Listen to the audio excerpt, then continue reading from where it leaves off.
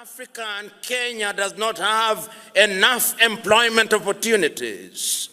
What you are being asked to do is to go out there and innovate and create employment opportunities. I have no doubt in my mind that you have the ability in whichever sector that you have chosen to create jobs and opportunities for young men and women across this country. It is not lost on me that many of you have acquired your qualifications while serving in different parts of the country.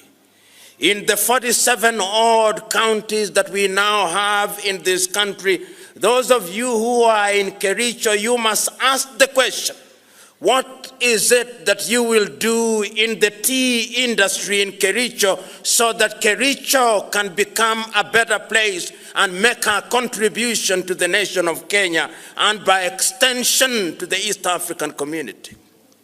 Those of you who are in Nyeri, you must ask yourself, what will you do to the coffee and the tea industry in that area through innovation so that that county can contribute to the betterment of the nation of Kenya? Those of you who have qualified from Kisumu and the different parts of Kenya, the question that you must ask is what you will do through innovation so that this country and your county can be a better place. Today, I am asking you, when you go out there equipped as you are with your diplomas, are you going to make Kenya proud or are you going to make Kenya sad? Today, as you will be graduated, I'm asking you to pose the question. The education that you have acquired, the diplomas that you have acquired, has it made you have self-belief so that we can build a country that we will be proud of? Today, the education that you have acquired, will you make you have faith in Kenya so that you have no reason to run away to the United States, so that you have no reason to participate in a lottery for the green card? Today, will that education make you proud? So that when you have the opportunity to go to the United States of America or Europe, you'll come back and make Kenya great, and not to lament about the denial of the opportunity to go and flip hamburger in the United States of America and work in old people's homes.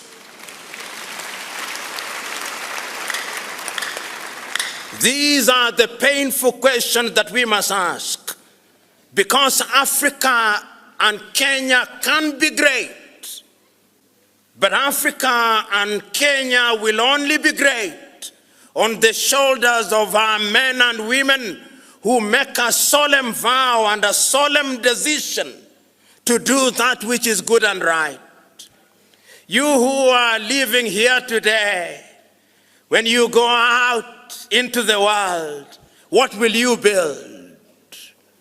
This is the question that you must ask. And the question that we are asking today is a personal question. Today, when you live here, beyond the crowd that are sitting out there, some of you have brought your relatives in buses and you will be waving twigs along Thika Highway in song and dance, complete with circumcision songs. You will celebrate this day. But tomorrow, Saturday, you will be alone. And you will be asking your question, what will I do come Monday, the 14th day of November? You will be alone. And you will be walking a lonely path in which you will be asked, what have you done? And I have no doubt in my mind that the question as to what you will have done will be answered by yourself. So today, it is not my intention to stand between you and your diplomas. It is not my intention to dampen your mood. It is not my intention to scare you about the world. It is not my desire to paint a dim picture. It is my desire to warn you that out there are challenges, but those challenges can be converted into opportunities depending on your attitude. Out there are difficulties, but those difficulties can be converted into great opportunities depending on your attitude. Out there will be many people who will discourage you, but those men and women who will discourage you, you remind them that there are others who have come before you and that you are better than them. I have no doubt in my mind when I look at your faces that you can do it.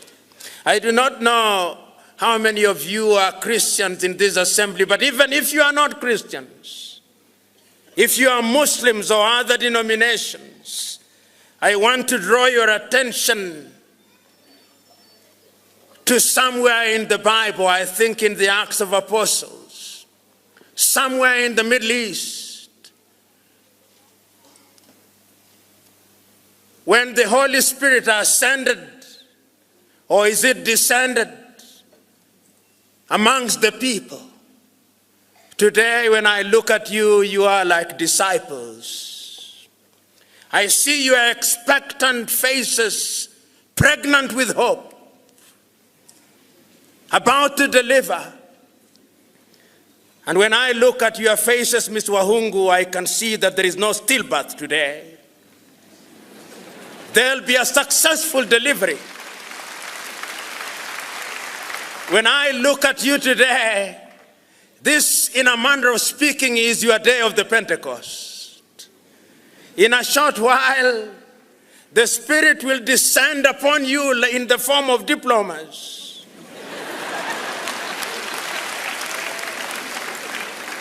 And you will begin to speak in tongues. You will begin to speak in tongues, some of the procurement kind, some of the human resource kind, some of the purchasing kind. And I can assure you that that Spirit will help us make this country a great country. So today, go out in a short while, speak in tongues, amaze the country, and make the country great. It can be done, it must be done, it will be done, and you are the ones who will do it. God bless you.